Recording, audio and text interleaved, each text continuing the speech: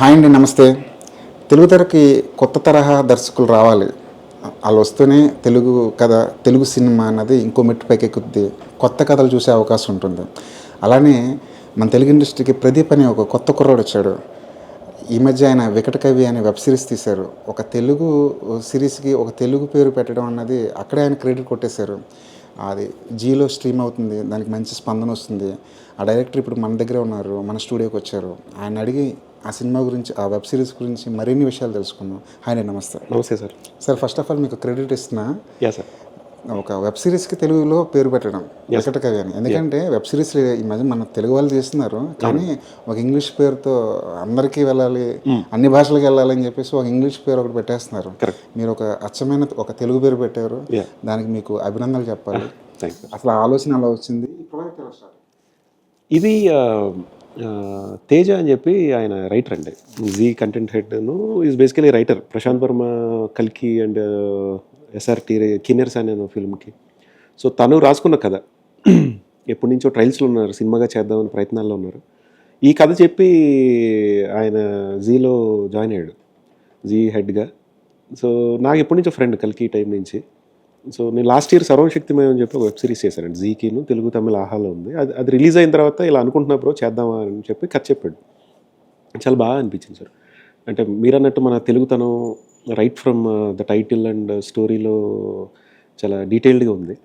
So cinema ప్రయత్నాల్లో ఉన్నవాడిని అవి పక్కన పెట్టి ముందు ఇది ఫినిష్ చేసేద్దామని చెప్పి ఇలా టేకప్ చేశారు. అంటే మీ కథ కాదు అది, తేజ. మీరు ఎలా ఓన్ చేసుకోవడం కొంచెం కష్టం కదా.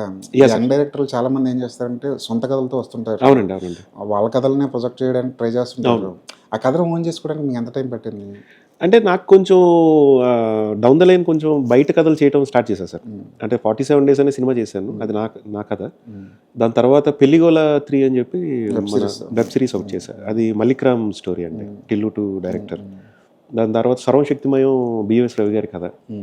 తర్వాత ఇది అంటే వేరే వాళ్ళ కథలు కూడా ఆ ప్రపంచంలోకి వెళ్ళటం అనేది అలవాటు చేసుకున్నాను. ఎందుకంటే ఇప్పుడు మీరు బాలీవుడ్లో చూస్తే sir, most of the OTT ప్లాట్ఫామ్స్లో రైటర్ ఎవరో ఉంటారు, డైరెక్షన్ వేరే వాళ్ళు. ఆ ట్రెండ్ మళ్ళీ స్టార్ట్ అయింది. అంటే ఇదివరకు ఉండేది అది మనకి 80sలో యండమూరి గారు ఉన్నప్పుడు, జంధ్యాల గారు రైటర్గా ఉన్నప్పుడు ఒక రైటర్ డైరెక్టర్ అనే విభాగాలు సెపరేట్గా ఉండేవి. అది 2000sలో రైటర్ డైరెక్టర్ ఇద్దరు ఒకళ్ళే అయ్యారు. మా బాస్ పూరి గారు, త్రివిక్రమ్ గారు వచ్చిన తర్వాత నుంచి ఇంకా స్ట్రాంగ్ అయింది. బట్ మళ్ళీ రైటర్ డైరెక్టర్లు వేరు వేరు, ఆ క్రాఫ్ట్ వేరు, ఈ క్రాఫ్ట్ వేరు అనే జనరేషన్ స్టార్ట్ అయింది. So I want to be, ఇది కూడా అలవాటు చేసుకుందాం, వేరే కథలు కూడా చెప్దాం అనేది అలవాటు. డిటెక్టివ్ కథలు అనేది చాలా ఇంట్రెస్టింగ్ ఫార్ములా. అవును సార్. మనం కూడా వెయిట్ చేస్తుంటాం ఒక డిటెక్టివ్ కథ వస్తే చూద్దామని. కానీ తెలుగులో చాలా తక్కువగా వచ్చాయి. అవునండి. చంటబ్బాయి ఒక చిన్న ఎగ్జాంపుల్. దాని తర్వాత వంశీ గారు చేశారు, కానీ చాలా తక్కువ చేశారు. ఎందుకంటారు? కారణం ఏంటంటారు? యాక్చువల్గా చాలా మందికి ఇష్టపడే జోనర్ సార్ అది. అంటే డిటెక్టివ్ అనగానే అందరికీ చిన్న ఎక్కడో తెలియని నోస్టాలజిక్గా ఉంటుంది. చదివిన పుస్తకాలు అవనివ్వండి, లేకపోతే అక్కడక్కడ చూసిన పాత్రలు. It's very rarely explored sir. కానీ అందరికి ఇష్టమే. అది దీంట్లో కొత్తగా చేద్దామని చెప్పి అనుకున్నది. కానీ ఎందుకు చేయట్లేదు డిటెక్టివ్ కథలు అంతగా? అంటే దానికి ఏం చెప్తారు? అంటే మీరు చేయలేకపోతున్నాం మనం. చేయకపోవడానికి ఏం లేదు సార్. మేబీ వాళ్ళు ఎక్స్ప్లోర్ చేయలేదని అనుకోవచ్చు. అంటే రీజన్ ఉంటుందని నేను అనుకోవట్లా. అది any day it's successful formula sir. ఇప్పుడు సరదాగా ఉండి లేదా ఒక సీరియస్ డిటెక్టివ్గా చూసినా కూడా జనాలు అప్రిషియేట్ చేస్తారు. మీకు ఈ ఫార్ములాలో వచ్చిన కథల్లో, సినిమాల్లో ఏది బాగా ఇష్టం? నాకు చంటబ్బాయి చాలా ఇష్టం సార్, చిరంజీవి గారు, జంధ్యాల గారిది. దాని తర్వాత షెర్లాక్ హోమ్స్, మనం స్కూల్లో కూడా హండ్ ఆఫ్ భాస్కర్ వెళ్ళి చదువుకుని ఉంటాం 90sలో, బాగా అందరికీ తెలిసిన కథ అది. అక్కడి నుంచి తర్వాత షెర్లాక్ హోమ్స్ అనే క్యారెక్టర్ బాగా పాపులర్ సిరీస్, బీబీసీ సిరీస్ ఒకటి ఉంటుంది, అవన్నీ చూస్తూ తర్వాత బ్యోమకేష్ బక్షి మనకి ఈయన సుశాంత్ సింగ్ రాజ్పూత్ సినిమా చేశారు, అది వెబ్ సిరీస్గా కూడా చాలా పాపులర్. సో అవి బాగా చూస్తూ ఉంటాను. యాక్చువల్గా చంటబ్బాయి అన్నది మనమే ఒక షెర్లాక్ హోమ్స్ లాగా ఒక క్యారెక్టర్ని నడిపించవచ్చు, చాలా సినిమాలు నడిపించవచ్చు, చాలా కథలు నడిపించవచ్చు ఆ క్యారెక్టర్. ఖచ్చితంగా అండి. మీకు ఈ జీవాలు అప్రోచ్ అయినప్పుడు వాళ్ళ బడ్జెట్లకి మీరు సెట్ చేసే కథకి కొంత ఉండకపోవచ్చు. అవును సార్. దాన్ని ఎలా మ్యాచ్ చేశారు? నాకు వాళ్ళు ఇచ్చిన ఫస్ట్ క్రైటీరియా రామ్ తలూరి గారు జీవల్లో అదే సార్. అంటే నేను రాకముందు వేరే ఒక డైరెక్టర్ ఆల్మోస్ట్ దీనికి ఒక డబల్ ద బడ్జెట్ ఇచ్చాడు, ఇంతే ఉంది కానీ మంచి బడ్జెట్. జీవాళ్ళకి ఇచ్చింది మంచి బడ్జెట్, కానీ కథ కూడా చాలా పెద్దది సార్, స్పాన్ ఉన్న కథ. నువ్వు చేయగలవా అని చెప్పి అడిగారు రామ్ సార్. జస్ట్ ఆయన చాలా తక్కువ మాట్లాడతారు. అంటే లేదు సార్, ఐ విల్ ట్రై, నేను అనుకున్న దాంట్లో చేస్తానని చెప్పి నేను ఎంటర్ అయ్యాను. కాకపోతే వరల్డ్ బిల్డింగ్ ఉంది దీంట్లో, ఒక ప్రపంచాన్ని, ఒక కొత్త ప్రపంచాన్ని చూపించాలి, బ్యాక్ తీసుకెళ్ళాలి, పీరియాడిక్ డ్రామా ఉంది, అవునండి, సెట్లు వేయాలి, ఇవన్నీ ఇన్ని క్యాలిక్యులేషన్స్ మధ్య ఒక కథ చెప్పాలి, అది కూడా ఓటీటీ ప్లాట్ఫామ్కి, అది కూడా ఒక కొత్త జానర్ మనకి. అలాంటి ఇబ్బందులు ఏమి ఎదుర్కోలేదా మేడం? ఇబ్బంది లేదు సార్. అంటే ప్రొడక్షన్ టీం వాళ్ళు క్లియర్గా ఉన్నారు. అంటే వాళ్ళకి నాకంటే ముందు నుంచి వాళ్ళు ఈ కథతో ట్రావెల్ అయి ఉన్నారు. జీవాలా ఉండే ప్రొడ్యూసర్ గారు. సో వాళ్ళకి ఈ కథ వాల్యూ తెలుసు, దీని స్పాన్ తెలుసు. అట్ ద సేమ్ టైం ఒక డైరెక్టర్గా నేను తీసుకోవాల్సిన బాధ్యతలు వాళ్ళతో కూర్చుని మా ఎగ్జిక్యూటివ్ ప్రొడ్యూసర్తో ఏ రోజుకి ఆ రోజు బడ్జెట్స్ ఎంత అవుతున్నాయి అని చెప్పి క్లారిటీగా, వాళ్ళు ఎక్కడ కాంప్రమైజ్ అవ్వకుండా, ఇప్పుడు వాళ్ళ బ్యానర్లో వచ్చే ఫస్ట్ సిరీస్ ఇది, సో ఎక్కడ ప్రొడక్షన్ వాల్యూస్ తగ్గకూడదు అన్నట్టు వాళ్ళు ఉన్నారు. నేను ఎక్కడ ఒక రూపాయి ఎక్కువ అవ్వకూడదు, ప్రొడ్యూసర్ గారికి చెప్పిన దాంట్లో చేయాలనే జాగ్రత్తలో మేము ఉన్నాం. సరిగ్గా కట్ చేసుకుంటే, ఇది ట్రిమ్ చేసుకుంటే థియేటర్ కూడా రిలీజ్ చేయొచ్చు అనిపించింది నాకు. ఖచ్చితంగా సార్, చేయొచ్చు. ఆ ఐడియా ఎందుకు రాలేదు? అంటే ఇంకా వచ్చినా కూడా ఇంకా జీ వాళ్ళకి కమిట్ అయిపోయిన ప్రాజెక్ట్ సార్ ఇది. అంటే కార్పొరేట్స్ కదా, సో దే వోంట్ అలౌ, అంటే మళ్ళీ వాళ్ళ అగ్రిమెంట్స్ వేరే ఉంటాయి. ఇప్పుడు జీ స్టూడియో అంటే వేరు, జీ5 అది వేరు సార్. అగస్త్యాన్ని ఎందుకు తీసుకున్నారు? ముందు నుంచి ఆయన ఉన్నారా, మీరు వెళ్ళాక మీరు పిక్ చేసుకున్నారా? నేను రాగానే ముందు వాళ్ళు చాలా మంది ప్రయత్నించారండి. నేను రాకముందు ప్రయత్నాలు జరిగాయి. నేను వచ్చేకి ఇచ్చిన ఆప్షన్స్ 1, 2 మ్యాక్స్. దాంట్లో అగస్త్య వాజ్ నరేష్, ఆయన ఫస్ట్ పొజిషన్. ఎందుకంటే నాకు మత్తోదలరాలో తెలియకుండా అతను ఒక యాంటాగనిస్ట్ అయినా కూడా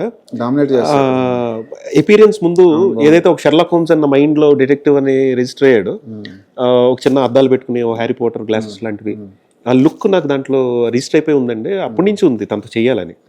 సో ఈ కథ అనుకున్నాక అతని పేరు చెప్పగానే జీవాలు కూడా అప్పుడు పరువు అనే వెబ్ సిరీస్ చేస్తున్నారు, సో బాగా చేస్తున్నారు, సో అని చెప్పి కథ అలా చెప్పాము. ఇంకా ఫాస్ట్గా అయిపోయింది, లాక్ చేసాం.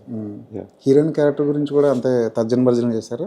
ఏం లేదండి, అంటే మేఘా ఆకాష్ అని చెప్పి నేను కథ వినగానే ఫిక్స్ అయ్యి, ఎందుకంటే ఆ అమ్మాయి, ఆవిడతో నేను ఒక యాడ్ అవుట్ చేశాను.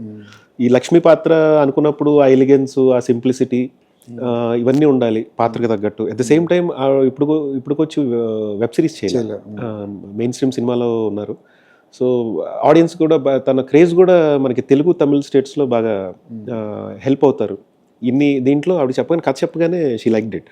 నేను కొన్ని రివ్యూలు చదివాను, వికటకవి మీద వచ్చిన రివ్యూ. సార్, చాలా రివ్యూలు ఏం చెప్తున్నాయంటే మేఘా ఆకాష్ క్యారెక్టర్ని సరిగా యూటిలైజ్ చేసుకోలేదు అనిపిస్తుంది.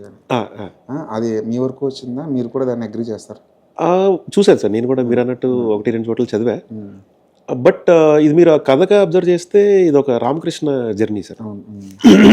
ఒక డిటెక్టివ్గా తను ఒక ఊరు వచ్చి ఒక సమస్య ఇచ్చేస్తున్నాడని, బట్ ఎక్కడ వదిలేకుండా అలాగనే కొంచెం ఎక్కడ ఆవిడ ప్రెజెన్స్ కావాలి కథలో, అది తీసుకొస్తూ అలా అని చెప్పి, ఇప్పుడు వాళ్ళ లవ్ స్టోరీ కూడా వెరీ ఆన్ ద టాప్ ఉంటుంది సార్. అది మరీ డీప్గా వెళ్ళినా కూడా ఈ మెయిన్ కథ, ఈ లేయర్స్ అన్ని డిస్టర్బ్ అవుతాయి అన్నట్టు, అలాగే అది ఇంటెన్షనల్గా అనుకున్నది.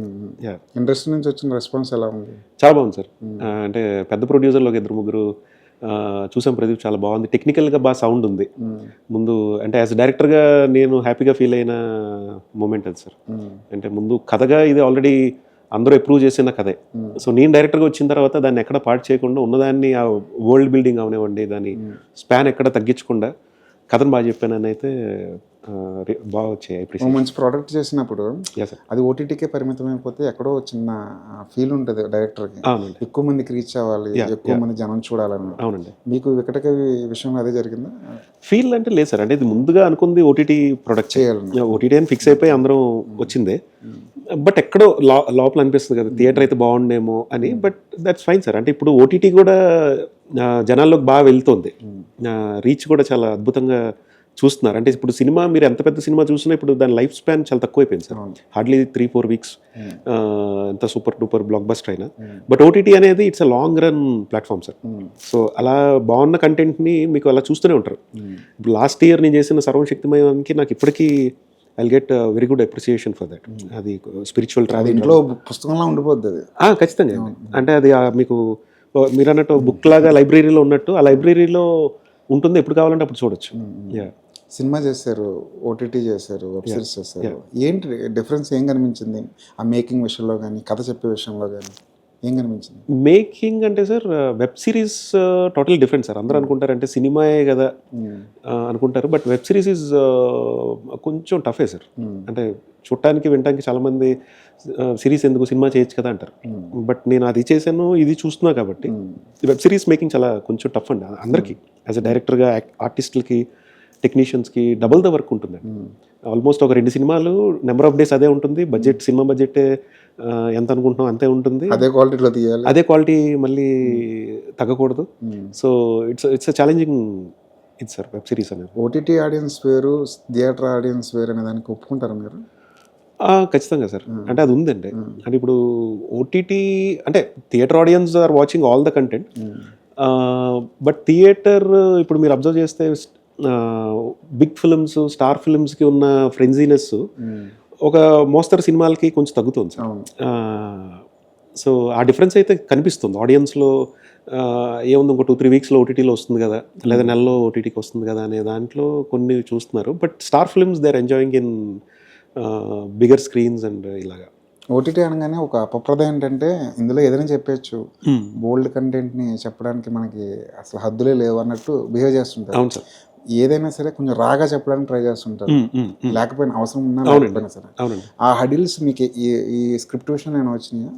అలాంటిది ఏం లేదు సార్. అంటే కథే చాలా అంటే చెప్పొచ్చు కదా, బోల్డ్ సీన్ కొన్ని వేస్తే యూత్కి ఎక్కుద్ది కదా అని అన్న. అంటే అది ఆ ప్రెషర్ ప్లాట్ఫామ్ నుంచి నాకు అటు నుంచి లేదు. అట్ ద సేమ్ టైం కథలో కూడా it's very clean story sir. అవసరం లేదు అనవసరంగా ఇప్పుడు నేను డైరెక్టర్గా వచ్చి దాన్ని పాడు చేయాల్సిన అవసరం అసలు లేదు. సో హ్యాపీగా ఫ్యామిలీ అందరూ కూర్చొని చూడాల్సిన సబ్జెక్ట్ ఇది. కానీ కొన్ని కథలు కొంతమంది మేకర్స్ ఎందుకు ఆ రకంగా ఆలోచిస్తున్నారు అంటే, మనకు బోల్డ్ కంటెంట్ ఉంటే జనంలోకి వెళ్తుంది, వెబ్ సిరీస్ కాబట్టి మనకి ఆ స్వేచ్ఛ ఉంది అని వాళ్ళు అనుకోవడం. వాళ్ళ అభిప్రాయానికి మీరు ఏ కోణంలో చూస్తారు? అంటే కథ sir, end of the day స్టోరీలో ఉండి చెప్తే అది పర్వాలేదు సార్. మీరు అన్నట్టుగా కొంతమంది ఫోర్స్డ్గా పెట్టే ప్రయత్నాలు చేస్తారు. ఎందుకంటే ఇప్పుడు కథ ఉన్న బోల్డ్ కంటెంట్ హిట్ అయి ఉంటుంది, దాన్ని రెఫరెన్స్గా తీసుకుని చాలామంది ఓహో వాళ్ళు చేశారు కదా మనం చేద్దాం అనే దాంట్లో చేస్తారు. అది ఫోర్స్డ్గా ఉంటుంది. కథలో మీకు బోల్డ్నెస్ ఉంటే any director has to tell sir, అందులో తప్పులేదు. బట్ కథలో లేకుండా పెడితే అది ఫోర్స్డ్గా తెలిసిపోతుంది. ఇండస్ట్రీకి ఎప్పుడు వచ్చారండి? నేను 2012 సార్, ఆల్మోస్ట్ 12 years అవుతుంది. 12 years. ఫస్ట్ జర్నీ ఎలా మొదలైంది మీ జర్నీ అసలు? నేను ఫస్ట్ ఐటీలో ఉండేవాడిని సార్. ఐటీలో జాబ్ చేసుకున్నాను, ఒక 4.5 years జాబ్ చేశాను. దాని తర్వాత పూరి సార్ దగ్గర ఒక 5 years అసిస్టెంట్ డైరెక్టర్ నుంచి ఒక అసోసియేట్ రైటర్ వరకు ఆయనతో పనిచేశాను. దాని తర్వాత 47 days అని సినిమా తీశాను సార్, సత్యదేవుని పెట్టి 2020లో ఓటీటీకి ఇచ్చాము, అది కోవిడ్ వల్ల. ఇంకా అక్కడి నుంచి ఒక 2-3 వెబ్ సిరీస్ చేశాను. ఐటీ జాబ్ అంటే నెల శాలరీ, మంచి శాలరీ వచ్చి పడిపోతుంది. ఇక్కడైతే మనకి మన ఫ్యూచర్ ఎలా ఉంటుందో కూడా తెలియదు. రిస్క్ చేయాలి, ప్రతిరోజు ఒక పోరాటం. మరి ఎందుకు అంత ఒక మంచి జాబ్ వదిలేసి అసలు ఎలాంటి గ్యారంటీ లేని సినిమా వైపు ఎందుకు వచ్చారు? అంటే ప్యాషన్ పిచ్చి చిన్నప్పటి నుంచి ఉందండి. బట్ అలా అంటే నేను వచ్చింది కూడా చాలా మంచి పీపుల్తో వచ్చాను సార్. అంటే రావటమే రామ్ గోపాల్ వర్మ గారి పరిచయం, దాని తర్వాత పూరి గారి టీంలో. ఆయన టీం కూడా చాలా ఆర్గనైజ్డ్గా ఉంటుంది. పూరి గారిది ఆల్మోస్ట్ ఒక ఐటీ కంపెనీ ఉన్న స్ట్రక్చర్ ఉంటుంది అక్కడ కూడా. సో రావడమే మంచి వాళ్ళతో అసోసియేట్ అయ్యాను. సో నాకు ఆ చేంజ్ అయితే కనపడలే. నేను ఎక్కడికి వచ్చేనే వేరే ప్రపంచంలోకి కష్టపడుతున్నాను, ఏ రోజు అది కనిపించలే నాకు. అసలు వర్మ గారితో ఎలా కనెక్షన్? ఆయనదో బ్లాగ్ ఉండేది సార్, ఆర్జీవి జూమ్ ఇన్ అని చెప్పి. ఆయన దాదాపు 2007-8 ఆ టైంలో స్టార్ట్ చేశారు. యాజ్ అ ఫ్యాన్ బాయ్గా ఆయనతో ఇంటరాక్ట్ అవుతుండేవాడిని, నేను పోస్టర్లు చేస్తుండేవాడిని. అట్లా పూరి సార్, రామ్ గారు పరిచయం అయ్యారు అక్కడ. వర్మ గారి దగ్గర ఏ సినిమాలు చేశారు? నేను మూవీస్ పెద్దగా ఆయనతో చేయలేదండి, పోస్టర్స్ అవి చేస్తుండేవాడిని. అప్పల్ రాజు కథ స్క్రీన్ ప్లే దర్శకత్వం అప్పల్ రాజుకి సెట్స్లో తిరుగుతుండేవాడిని. బట్ నా మనసు ఇక్కడే ఉండేది, పూరి గారి దగ్గర చేయాలి, ఆయనతో జాయిన్ అవ్వాలని. ఓకే, కథ ఎప్పుడు తయారు చేసుకున్నారు 47 days? అది యాక్చువల్గా నేను షార్ట్ ఫిల్మ్ ఒకటి తీసాను సార్. అది ఐఐఎం కోల్కతాలో కూడా అవార్డు వచ్చింది అప్పుడు, జూలియట్ అని చెప్పి. దాన్ని ఒక కథగా, ఒక సినిమా కథగా ఎందుకు మార్చకూడదు అనే ఐడియా నుంచి మొదలుపెట్టింది. అంటే ఆల్మోస్ట్ 2014 ఆ ప్రాంతాల్లో చేశానండి. అంటే ఒక చిన్న కథని కూడా ఒక సినిమా కథగా చేయొచ్చు అనడానికి నాకు విశాల్ భారద్వాజ్ గారి కమీనే అనే సినిమా వచ్చింది. కమీని. అది ఆఫ్రికన్ కెనియన్ షార్ట్ ఫిల్మ్ ఏదో ఆయన ఫిల్మ్ ఫెస్టివల్లో చూసి దాని రైట్స్ అప్పుడప్పుడు ఆ డైరెక్టర్ దగ్గర తీసుకుని దాన్ని ఒక 2 or 45 minutes సినిమా చేశారు. సో మనకి ఒక థిన్ లైన్, ఒక 2 లైన్లు షార్ట్ ఫిల్మ్లో దొరికినా కూడా it can be made into film అనే ఇన్స్పిరేషన్ అక్కడి నుంచి తీసుకుని జూలియట్ని నా షార్ట్ ఫిల్మ్ని 47 daysగా చేశాను. మరి ఆ సినిమాకి సరైన అప్లాజ్ రాలేదేమో కదా? పర్వాలేదు సార్, అంటే డీసెంట్ ఇనఫ్, అంటే ఇట్స్ నాట్ గ్రేట్ అని నేను కూడా అన్ను. It has its own limitations. అంటే అప్పుడు అనుకున్న బడ్జెట్స్ వేరు, ఇది వేరు. బట్ ఫైన్ సార్, అంటే నాకు మినిమం రెస్పెక్ట్ వచ్చేది అంత. పూరి గారు మిమ్మల్ని అసిస్టెంట్ డైరెక్టర్గానే ట్రీట్ చేసేవాళ్ళ? అవునా? అంటే అంటే అంటే సార్, పూరి గారు మిమ్మల్ని ఎలా ట్రీట్ చేసేవారు? అంటే మీరు మిమ్మల్ని ఒక పోస్టర్ డిజైనర్గా చూసేవాళ్ళ, లేదంటే ఒక క్రియేటివ్ పర్సన్గా చూసేవాళ్ళ? క్రియేటివ్ పర్సన్ కదా సార్. అంటే వెరీ షార్ట్ స్పాన్లో ఆయనతో నేను స్టోరీ డిస్కషన్స్లో కూర్చునే దానికి వచ్చాను. అంటే హార్డ్లీ 3 yearsలో ఒక క్లాప్ అసిస్టెంట్గా ఉన్నవాడిని ఆయనతో పాటు సిట్టింగ్స్లో కూర్చునే దానికి వచ్చాను. So definitely he saw that creative instincts in me. Assistant డైరెక్టర్కి మంచి పేరే ఉంటుందండి ఇండస్ట్రీలో. పూరి గారి దగ్గర పనిచేశారు కాబట్టి మీకు మంచి పేరు రావచ్చేమో, కానీ బయట కూడా అలాగే ఉంటుంది. చాలా మంది ఇంటరాక్ట్ అవుతుంటారు కదా. యా, పే మనీ అంటే పర్వాలేదు సార్, అప్పటి మీద ఇప్పుడు ఇంకొంచెం బెటర్. బట్ పురి సార్ లేకపోతే పెద్ద డైరెక్టర్స్ ఎవరైనా కూడా స్ట్రక్చర్డ్గానే ఉంటాయి పే స్కేల్ అది కూడా. పూరి గారి నుంచి ఏం నేర్చుకున్నారు? పూరి గారి దగ్గర ఒక డిసిప్లిన్ సార్, డిసిప్లిన్ అను ఆ కమిట్మెంట్ టైం లైన్స్కి. తర్వాత పూరి గారు అసలు డిసిప్లిన్ అనే పదానికి అర్థం తెలియని వాళ్ళు ఉంటారని మరి అది, అంటే అది కూడా ఒక డిసిప్లినే సార్. అంటే ఆయన ఒక గ్రాఫ్ గీసుకుని ఒక గిరి గీసుకుని ఉండరండి. బట్ అంటే నేను అనేది వర్క్ ఓరియంటెడ్ సార్ వాళ్ళు. డిసిప్లిన్ అంటే నేను అనేది ఏంటంటే ఇవాళ ఒక పని ఉంది, సిట్టింగ్ ఉంది, లేకపోతే ఒక ఎడిటర్ నాకు వర్క్ ఉంది, దాని మీద ఆయన 24 hours కూర్చుంటాడు ఆయన. అంటే మీరు అన్నట్టుగా బయటకి ప్రొజెక్షన్ ఒక రెబల్ లాగా లేకపోతే ఒక బౌండరీస్ లేనట్టు ఉంటుంది, కానీ బట్ వర్క్ విషయానికి వచ్చి చూస్తే వాళ్ళు అదే బాక్స్లో ఉంటారు ఆయన.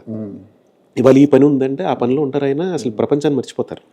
సో అలాంటివి, అంటే ఆయన ఇప్పుడు ఎడిట్లో ఉన్నారనుకోండి సార్, అసలు పొద్దున వెళ్తే ఎప్పుడో మిడ్ నైట్ వచ్చే వరకు ఆయన దాన్ని ట్రిమ్ చేస్తూ కూర్చుంటారు. లేకపోతే ఏదైనా ఏ క్రాఫ్ట్లో ఇన్వాల్వ్ అయినా అలాగే ఉంటుంది, ఆ కమిటెడ్గా ఉంటారు ఆయన. సో అది నేను డిసిప్లిన్గా అంటున్నా. సో అది చూసాను ఆయన దగ్గర. వర్మ గారిలో పూరి గారిలో ఉన్న కామన్ క్వాలిటీ ఏంటి? They are rebel in thought sir. అంటే వాళ్ళు అనుకున్న ఐడియా పాయింట్ని ఇనిబిషన్స్ పెట్టుకోకుండా చెప్తారు. ఇప్పుడు కొత్త వాళ్ళు, మాలాంటి వాళ్ళు లేదా వేరే దర్శకులు కొంచెం జనాలు ఎలా అనుకుంటారో ఏమనుకుంటారో అనే చిన్న ఇనిబిషన్స్లో ఉంటారు. బట్ వాళ్ళ పాయింట్ని చాలా బోల్డ్గా స్ట్రైకింగ్గా చెప్తారు. అది బాగా ఇష్టం వాళ్ళ. ఇప్పుడు పూరి గారు మంచి హైస్లో చూస్తుంటారు మీరు, యాజ్ ఎ ఫ్యాన్గా, యాజ్ ఎ ఆడియన్గా చూస్తుంటారు కదా. ఇప్పుడు ఆయన డౌన్ఫాల్ చూస్తుంటే భయం వేస్తుంటుంది, ఇలాంటి డైరెక్టర్ ఏంటి, ఇలా ఇప్పుడు ఏంటి అని. మీ అనాలిసిస్ ఏంటి? అంటే సార్, నేను ఆయన దగ్గర బిజినెస్ మ్యాన్ సక్సెస్లో ఉన్నప్పుడు జాయిన్ అయ్యాను సార్. కరెక్ట్గా 2011 ఎండింగ్ 12 సంక్రాంతికి రిలీజ్ అయింది. ఆ టైం ముందు వరకు కూడా ఆయన ఒక లీన్ ఫేజ్లో ఉన్నారు. Business man gave that very refreshing breath to him. మళ్ళీ పూరి గారు బ్యాక్ వచ్చారన్నారు. మళ్ళీ నేను వచ్చిన తర్వాత ఓకే పర్వాలేదు అనే సినిమాలు వచ్చాయి. మళ్ళీ టెంపర్ వాజ్ బ్లాక్ బస్టర్. మళ్ళీ తర్వాత స్మార్ట్ వచ్చే వరకు కొంచెం ఒక లీన్ ఫేజ్ లాగా ఆయన, అంటే ఆయన కెరియర్లో ఆ చిన్న డౌన్ఫాల్స్ లాగా కనిపిస్తాయి కానీ బట్ ఆయన ఎప్పుడు అక్కడే ఉంటారు. సో ఆ ఫ్లాప్ హిట్స్తో ఆయన పెద్ద షేక్ అవ్వరు, పట్టించుకోరు, నిరంతరం he keeps on doing something. So I'm sure he'll be back with one terrific blockbuster. Varma గారి మీద కూడా అదే నమ్మకం మీకు? రాము గారు కూడా అంతే సార్. అంటే దే ఆర్ ఇన్స్టిట్యూట్స్ సార్. వాళ్ళకున్న నాలెడ్జ్, వాళ్ళకున్న సినీ అనుభవం కానివ్వండి, వాళ్ళకి అంటే వాళ్ళు అనుకుంటే జరిగే పనే అది. రాము గారు ముఖ్యంగా ఆయన దురదృష్టం ఏంటన్నా ఆయన అనుకోరు. మొన్న ఒక ట్రైలర్ ఒకటి చూపించారండి, రష్ అనే ఒకటి తీస్తున్నారు ఆయన, టెరిఫిక్గా ఉంది. అది చూస్తే యంగ్ డైరెక్టర్స్ ఎవరైనా కూడా తట్టి లేపినట్టుంది. మనం కూడా అసలు ఏం చేస్తున్నాం మనం, ఆయన ఎలా తీశారు అది. సో ఆయన any day he can make a block buster. Varma గారి శిష్యులందరూ కూడా చాలా గొప్ప సినిమాలు చేశారు కదా. ఒక దశలో ఏమనిపించిందంటే శిష్యులను చూసి వర్మ నేర్చుకోవాలేమో అంత స్థాయిలో ఉధృతంగా సినిమాలు చేశారు వాళ్ళు. వాళ్ళ థాట్ ప్రాసెస్ అలా ఉండేది. అవునండి. ఈవెన్ దో ఆయన నుంచి నేర్చుకున్నదే అదంతా. అవును. కానీ వర్మ గారు ఎందుకు వెనకబడిపోయారంటారు మీ దృష్టిలో? ఆయనే వెనకపడలేదు సార్, అదే అంటున్నా. అంటే ఇప్పుడు ఆయన చేస్తున్న వర్క్స్ అంటే మేబీ కంటెంట్ వైజ్ అవి అటు ఇటుగా ఉన్నాయేమో తప్ప, బట్ టెక్నికల్గా ఆయన ఎప్పుడు he is still there sir, he still RGV. So వెనకపడారని నేనైతే అనుకోవట్లే. మీ కెరీర్లో ఈ వర్మ గారి దగ్గర పనిచేసినప్పుడు, పూరి గారి దగ్గర పనిచేసినప్పుడు బాగా హై ఫీల్ అయిన మూమెంట్స్ ఏంటండి? పూరి గారి దగ్గర అంటే ఎక్కువ నా వర్క్ అంతా ఆయన దగ్గర ఎక్కువ అండి. సో పూరి గారి దగ్గర ప్రతిరోజు ఆల్మోస్ట్ ప్రతి డే హైగానే ఉంటుంది. అంటే ఒక ఎక్కడ ఎనర్జీ డ్రాప్ ఉండదు. ఆయనే చాలా ఎనర్జైజ్డ్గా ఉంటారు. ఆయనతో సిట్టింగ్స్, బ్యాంకాక్లో సిట్టింగ్స్ అవనివ్వండి, తర్వాత ముఖ్యంగా స్టోరీ రైటర్గా ఆయనతో పాటు అసోసియేట్ రైటర్గా అయిన దగ్గర నుంచి ఆ హై చాలా బాగుండేదండి. ఆయనతో కథ డిస్కషన్స్ చాలా చాలా బాగుంటాయి. అసిస్టెంట్లు కూడా ఆయన బ్యాంకాక్ తీసుకెళ్తుంటారా? ఆయన ఒక్కరు వెళ్ళి కథ మేము రైటర్స్గా మేము వెళ్తుంటాం వెళ్తుంటాం డిస్కషన్స్ అక్కడ. అంటే అందరూ బ్యాంకాక్ అనగానే ఏదో ఒక వెకేషన్లా చూస్తారు, కానీ ఆయన 7:30, 8 కల్లా మాకంటే ముందు వచ్చి బీచ్లో అక్కడ కూర్చుంటారు ఆయన ప్యాడ్ పట్టుకుని. వెరీ డిసిప్లిన్డ్గా మళ్ళీ సాయంత్రం చీకటి పడే వరకు అక్కడే ఉంటారు ఆయన. మేము అక్కడే కూర్చుని ఆయనతో పాటు డిస్కషన్ చేస్తూ రాస్తూ. అది పూరి గారి మీద ఉన్న కంప్లైంట్ ఏంటంటే ఆయన కథ గురించి పెద్దగా ఆలోచించాడు, కథకి ఎక్కువ టైం ఇవ్వడు అన్నది. అవునండి. కానీ నాకు ఆశ్చర్యం అనిపించేది ఏంటంటే ఆయన దగ్గర 50 బౌండెడ్ స్క్రిప్ట్లు ఉంటాయి ఆయన దగ్గర. ఈ రెండింటికి అసలు మ్యాచ్ అవ్వదు. అంటే బయట జరుగుతున్న ప్రచారానికి కానీ, పూరి గారు చెప్పే మాటలకు కానీ, ఆయన కథలు తయారు చేసుకునే విధానానికి కానీ చూస్తుంటే అసలు దేనికి పొంతన ఉండదు. మీ అనాలిసిస్ ఏంటి? పూరి గారిని దగ్గరగా చూశారు కాబట్టి కథలకి ఆయన ఇచ్చే ప్రాధాన్యత. కథలకి డెఫినెట్గా ప్రాధాన్యత ఇస్తారు సార్ ఆయన. మీరు అన్నట్టు ఆయన చెప్పేది బయట చెప్పినా కూడా హ్యాస్ హిజ్ ఓన్ బ్యాంక్. ఆయన మాకు కూడా చెప్పేది అదే, రేపొద్దున డైరెక్టర్ అయ్యాక మా టైం ఉండదు, ఇప్పుడే రాసి పెట్టుకోండి పాయింట్లు కానీ లేకపోతే. సో అలా ఆయన చాలా కథలు ఆయన దగ్గర ఉన్నాయి ఇంకా చేయాల్సినవి. అండ్ ప్రాధాన్యత ఎవరని నేను అనుకోవట్లేదండి, బట్ మేబీ కొంచెం ఎక్కడైనా ఇంకా ఇన్డెప్త్గా వెళ్ళాల్సిన చోట వెళ్ళలేదేమో అనేలా ఉంటుంది తప్ప. బట్ డెఫినెట్గా ఆయన హిట్ సినిమాలకి అదే టైం ఇస్తారు, అదే ఇంపార్టెన్స్ ఇస్తారు, ఫ్లాప్ అయినవి కూడా అదే స్పీడ్లో చేస్తారు. సో ఎక్కడ ఆయన స్పీడ్లో ఆ స్టైల్లో మార్పు ఉండదు. మేబీ ఆ టైంకి ఆ కథ వర్కౌట్ అవ్వలేదు అనుకోవటం అంతే. ఇప్పటికీ టచ్లో ఉంటారండి వర్మ గారితో కానీ? వర్మ గారు పర్వాలేదు సార్, వర్మ గారిని అప్పుడప్పుడు కలుస్తా. పూరి గారు కూడా టెక్స్ట్లో మాట్లాడుతూ ఉంటారు. ఆయన గుర్తుపడుతుంటారా వర్మ గారు? ఎందుకంటే ఆయన దగ్గర చాలా మంది పనిచేస్తుంటారు, ఆయన గుర్తుపడతారు. పూరి గారి సినిమాల్లో బెస్ట్ వర్క్ ఏ సినిమా అని అనుకుంటారు మీరు? నాకు ఆయన అమ్మ నాన్న తమిళమే చాలా ఇష్టం సార్. అంటే నేను వచ్చిన తర్వాత మళ్ళీ టెంపర్ చాలా ఇష్టం. బట్ అమ్మ నాన్న తమిళమే ఇట్స్ వెరీ స్ట్రాంగ్ కథగా క్యారెక్టరైజేషన్స్, ఎమోషన్స్, డ్రామా చాలా బాగుంటాయి. దాంట్లో ఒక డ్యూయట్ లాంటి పాటని ఒక తల్లి కొడుకు మీద పెట్టారు. అవును సార్, మదర్ సెంటిమెంట్. ఇవాళ అవును, మదర్స్ డేకి కూడా ఖచ్చితంగా పాట ఎక్కడో ప్లే అవుతుంటుంది. యాక్చువల్గా ఆడియోలో పాట వింటుంటే వాళ్ళు ఎవరి కోసం ఒక పాడుకున్న విజువల్ చూడనంత వరకు అది అసలు అమేజింగ్ అనిపిస్తుంది. ఆ ఎక్స్పెరిమెంట్స్ చేస్తుండేవారు నేను ఫస్ట్ నుంచి. చిన్న ఒక ట్వీక్ చేస్తారు ఎమోషన్ని, అంటే ఆడియన్ ఇది అనుకుంటే ఇది కాదు ఇంకోటి అని చెప్తూ ఉంటారు ఆయన. మీ మీద ఎవరి ప్రభావం ఎక్కువ ఉంటుందండి, ఒక డైరెక్టర్గా, ఒక రైటర్గా? అంటే నేను ఇన్స్పైర్ అయిన నా గురువులు ఖచ్చితంగా వాళ్ళ దగ్గర నుంచి చూసిన వర్క్ ఇన్ఫ్లుయెన్స్ ఉంటుంది సార్. బట్ దాని తర్వాత ఐ బిలీవ్ నాలో మన కోర్ ఒకటి ఉంటుంది కదా సార్, మన ఊరు, మన ప్రాంతం, లేకపోతే మన పెరిగిన వాతావరణం, అది ఎక్కువ ఉంటుందని నేను నమ్ముతా. సో ఎక్కడ వాళ్ళని హైడ్ చేయాలి లేకపోతే అది ఉండకూడదని కాన్షియస్గా తీసుకున్న డెసిషన్ కాదు, కానీ బట్ సమ్వేర్ ఎక్కువ శాతం నా మనసు, నా ఇన్స్టింక్ట్స్ ఉంటాయి. అదే కొన్ని సినిమాలు చూస్తున్నప్పుడు మనం కూడా డైరెక్టర్ అయిపోవాలి, మనం కూడా ఇలాంటి కథలు చెప్పాలి అన్న లోపల నుంచి ఒక గొప్ప కోరిక లోపల నుంచి వస్తుంటుంది కదా. మీకు ఏ సినిమాలు చూసినప్పుడు అనిపించింది అలాగా? రీసెంట్ టైమ్స్లో అంటున్నారు మీరు మీ కెరీర్ బిగినింగ్లో అసలు సినిమాల వైపు రావాలనుకున్నప్పుడు? కానీ నాకు సర్కార్ చాలా ఇన్స్పైరింగ్ అనిపించేది. అప్పుడు కాలేజీలో ఉండేవాడు 2005 ఆ టైంలో. అమితాబ్ బచ్చన్ గారిది గాడ్ ఫాదర్ అప్పటి వరకు పెట్టి, ఇప్పుడు అంటే అందరూ మేము ఓల్డ్ సినిమా చూస్తున్నాం అంటున్నారు, కానీ అప్పుడు గాడ్ ఫాదర్ DVD తెచ్చుకుని చూడాలంటే అది 3 hours ఫిలిం. బా ఇంత స్లో ఫిలిమా అనుకునే వాళ్ళం. ఆ గాడ్ ఫాదర్ని నా పేసప్ చేసి సర్కార్ అని చెప్పి అమితాబ్ బచ్చన్ తీస్తే ఇది కదా పేసింగ్.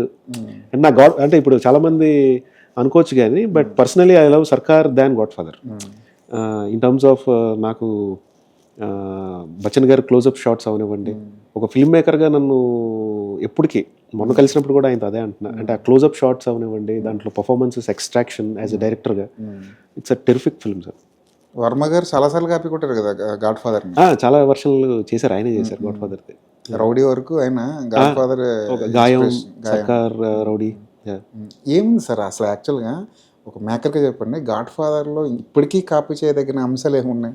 ఇప్పటికీ వస్తున్నాయి కదా సార్. అదే మిమ్మల్ని అంతగా అట్రాక్ట్ చేస్తుంది. ఒక గాడ్ ఫాదర్, సర్కార్ రెండు చూసుంటారు, రౌడీ వరకు అన్ని చూసుంటారు. అవును సార్. ఆ బ్యాక్ డ్రాప్ లో వచ్చిన సినిమాలన్నీ చూసుంటారు.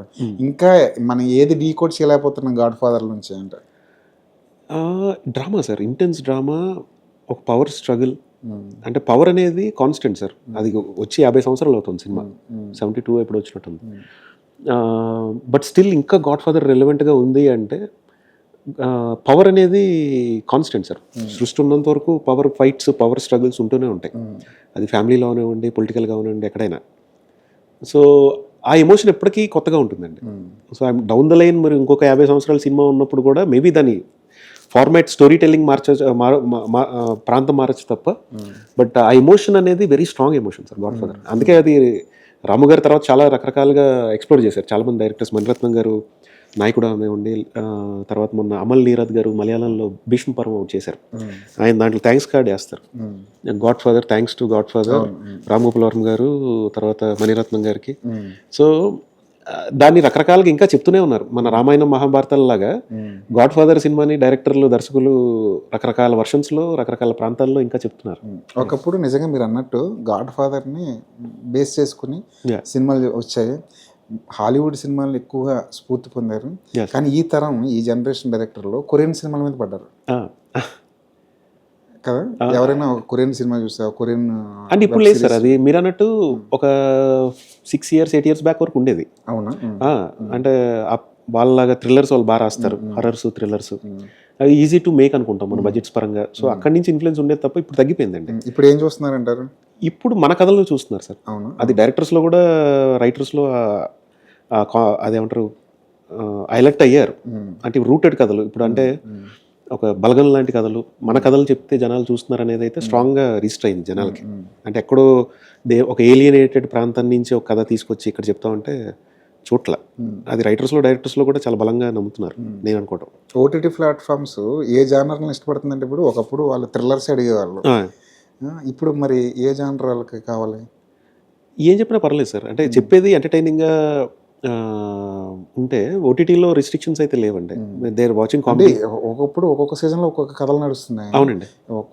ఒక సందర్భంలో వాళ్ళు హర్రర్ తీసుకున్నారు, ఒకసారి థ్రిల్లర్ తీసుకున్నారు, ఇప్పుడు ఫ్యామిలీ డ్రామాలు అడుగుతున్నారు. అవునండి. అంటే మారిపోతూ వస్తుంది కదా వాళ్ళది. ఇప్పుడు ఏ సీజన్ నడుస్తుంది వాళ్ళకి? అలా ఏం లేదు సార్. వాళ్ళు అంటే ప్లాట్ఫామ్ వైజ్ చూసుకుంటే వాళ్ళు అన్ని కథలు చూస్తారు. మేబీ ఓకే చేసింది ఇంకోటి ఓకే చేయొద్దు అన్నట్టు చూస్తారు తప్ప, అలాగే ఆడియన్స్ కూడా అన్ని they are loving every genre. అంటే కామెడీ అనే కాకుండా డ్రామాస్, మీరు అన్నట్టు క్రైమ్ డ్రామాస్. ఇప్పుడు మిర్జాపూర్ తెలుగులో చాలా పెద్ద హిట్, ఫ్యామిలీ మ్యాన్ చూసాం మనం తెలుగులో కూడా. అలాగే తెలుగు ఓటీటీస్లో కూడా we're making good stuff. So దాని జోనర్స్ అయితే ఎప్పుడు రిస్ట్రిక్షన్ లేదు సార్ ఓటీటీకి అయితే. మిర్జాపూర్ టాపిక్ వచ్చింది కాబట్టి మాట్లాడుతున్నా, దాని తెలుగులో కూడా చాలా బాగా చూశారు, ఎక్కువ మంది చూశారు. అందులో అన్ని బూతులు కూడా ఎందుకు అంత వ్యూవర్షిప్ వచ్చిందంటారు? అది అంటే నిన్న కూడా వేరే ఫ్రెండ్తో ఎవరితో మాట్లాడుతూ అన్నా సార్, కస్ వర్డ్స్ ఉన్నాయి లేకపోతే బూతులు ఉన్నాయని చూసారని మనం అనుకుంటున్నాం, కానీ it has very strong characterisations and beautiful writing sir. అంటే తెలుగులో అది ఫోర్స్డ్గా మేబీ ఆ బూతులు అవి అనిపించి ఉండొచ్చు, నేను హిందీలో చూసా.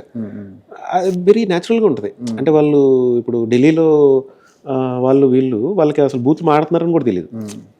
నార్మల్ వర్డ్స్ వెనకాల వచ్చేస్తూ ఉంటాయి. అలాగే ఉంటుంది మిర్జాపూర్ కూడా. It has very strong writing sir. అందుకే ఇక్కడ కూడా చూసారంటే రైటింగ్ గ్రిప్పింగ్ లేకపోతే నడవదు కదా సార్. ఆ బూతుల వల్ల నడుస్తుంది అంటే నేను నమ్మను. ఐటీ నుంచి వచ్చారు, స్ట్రగుల్స్ ఉంటాయి ఇండస్ట్రీలో. ఎప్పుడైనా వెనక్కి వెళ్ళిపోవాలి అనిపించిందా? ప్లాన్గా చెప్పండి. ఎందుకంటే మనకు ఒక సెటిల్మెంట్ ఉంది అక్కడ, మంత్లీ శాలరీ వచ్చేస్తుంది. ఎక్కడెందుకు శాలరీల కోసం వెయిట్ చేయడం, ఎక్కడెందుకు ఇంత స్ట్రగుల్ పడ్డాం? అంటే ఇంట్లో వాళ్ళు ప్రెజర్ చేస్తుంటారు, ఫ్రెండ్స్ ప్రెజర్ చేస్తుంటారు, మీకన్నా మీ తర్వాత మొదలైన కెరియర్లో ఉన్న వాళ్ళు, మీ ఫ్రెండ్స్ ముందుకెళ్ళిపోతుంటారు. ఇప్పుడు చూసినప్పుడు ఎక్కడో చోట అనిపిస్తుంది కదా, నాకు ఎప్పుడు అనిపించలేదు సార్, నిజంగా. అంటే ఐఎమ్ హ్యాపీ వేరే అదే అంటాను కదా సార్, నేను వచ్చిన డైరెక్టర్సే చాలా పెద్ద ఇన్స్టిట్యూట్ లాంటి. సో ఈ రోజున నాకు పూరి గారు దేవుడు చేసిన మనుషులకి ఫస్ట్ రాగానే జాబ్ మానేసి రాగానే ఒక చెక్ ఇప్పించారు ఆయన. అవునా? మేబీ అది ఐటీ దానికి తక్కువ అయి ఉండొచ్చు, బట్ ఒక కాన్ఫిడెన్స్ అంటే వీడు ఉద్యోగం మానేసి వచ్చాడు ఈ అబ్బాయి అని చెప్పి బివిఎస్ఎన్ ప్రసాద్ గారు దేవుడు చేసిన మనుషులకి నేను అప్రెంటిస్గా ఉండేవాడిని, ఆయన చేత చెక్ ఇప్పించారు. అది ఇప్పటికీ అంటే అంత బాగా చూసుకునేవారంటే. సో నాకు ఆ కష్టం ఇప్పుడు తెలియలా. మేబీ అదే అంటున్నా కదా సార్, అమౌంట్ పరంగా తక్కువ ఎక్కువ అయి ఉండొచ్చు, అది వేరే మ్యాటర్. ఐటీకి దీనికి ముందు బాధ్యతగా అయితే ఉన్నారు, అలాంటి వాళ్ళతో నేను ఉన్నా. సో ఏ రోజు నాకు బ్యాక్ వెళ్ళిపోవాలి అని అయితే ఎప్పుడు అనిపించలే. ఇంట్లో కూడా సపోర్ట్ ఉంది, మా అన్నయ్య యూస్లో ఉంటాడు ఆయన, సో నేను ఉన్నాను అనే ధైర్యం. అమ్మ నాన్న సర్లే పర్వాలే, నీ కష్టం పడు, జాగ్రత్తగా ఉండు. ప్రాపర్ ఎక్కడ? మాది రాజమండ్రి సార్. రాజమండ్రి. అక్కడే ఎడ్యుకేషన్ మొత్తం అక్కడే? అక్కడ గైట్లో చదివాను. ఫ్యామిలీ అంతా వెల్ సెటిల్డ్? వెళ్ళంటే పర్లేదు సార్, నాన్నగారు ప్రైవేట్ సెక్టర్లో రిటైర్ అయ్యారు, ఇంకా హైదరాబాద్ ఇక్కడ షిఫ్ట్ అయిపోయాం ఒక 18-17 ఇయర్స్కి. లిటరేచర్ మీద ఏమైనా గ్రిప్ ఉందా? పర్వాలేదు సార్, చదువుతా. అంటే నచ్చినవి చూజీగా చదువుతా, బట్ సినిమా బాగా ఎక్స్ప్లోర్ చేస్తాను. అంటే ఓల్డ్ సినిమాలో నాకు నచ్చిన లాంగ్వేజ్ బ్యారియర్ లేకుండా లోపలికి వెళ్ళి మరి, అంటే ఇప్పుడు ఫ్రెంచ్ న్యూ వేవ్ అవనే ఉండే పాత సినిమాలు, ఇవన్నీ బాగా చూసేవాడిని. సో సినిమా ఇన్ఫ్లుయెన్స్ ఎక్కువ నమ్ముతాను నేను. ఏ జానర్ అంటే ఎక్కువ ఇష్టం? మా సాహిత్యంలో ఫిక్షన్, నాన్ ఫిక్షన్ ఉంటాయి. అవును సార్. ఏది ఎక్కువ బాగా చదువుతారు? నాకు నాన్ ఫిక్షన్ చదివేవాడిని. ఫిక్షన్లో కూడా క్రైమ్ డ్రామాస్ అవనివ్వండి, లేకపోతే అలాంటివి ఎక్కువ. ఇప్పటివరకు 3 ప్రాజెక్టులు చేస్తే 3 ఓటీటీలకే పరిమితం అయిపోయాయి. అవును సార్. ఎప్పుడు స్క్రీన్ సిల్వర్ స్క్రీన్ మీద ఎప్పుడు మీ సినిమా వస్తుంది? 2025 సార్, హోప్ఫుల్లీ. ఎందుకంటే ప్రయత్నాలు జరుగుతున్నాయి గట్టి, అంటే పెద్ద బ్యానర్స్తోనే టచ్లో ఉన్నా. హోప్ఫుల్లీ 2025లో జరుగుతుంది. మరి ఎక్కడికవి 2 తీయాల్సి వస్తే అది కూడా చేస్తా సార్. రెండు బ్యాలెన్స్ చేసుకుంటూ, అంటే ఓటీటీ అయితే వదలనండి, ఎందుకంటే ఖచ్చితంగా it's the future and it gave me that name and break through. So ఖచ్చితంగా ఓటీటీ చేస్తూ సినిమాని కూడా బ్యాలెన్స్ చేస్తూ ఉంటాను. ఓటీటీ మీద భయం ఏంటంటే అది ఒక గాలి మేడ లాంటిది, ఎప్పుడైనా పడిపోవచ్చేమో అన్న భయం కూడా ఉంటుంది. అలాంటి భయాలు ఉన్న మేకర్స్కి మీరు ఏం చెప్తారు?